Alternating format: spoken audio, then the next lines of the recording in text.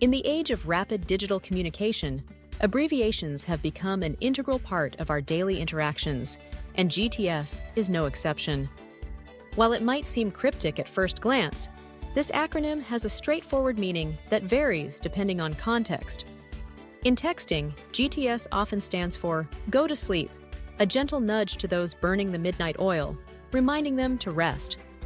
However, in a more dynamic setting, particularly among car enthusiasts, GTS can signify Gran Turismo Sport, a designation for high-performance vehicles that blend luxury with speed. This duality in meaning highlights the versatility of language and how acronyms evolve with cultural shifts. Whether you're urging a friend to catch some shut-eye or discussing the latest sports car, GTS serves as a reminder of how language adapts to our diverse interests and lifestyles. Understanding these nuances enriches our communication, making interactions more engaging and relevant.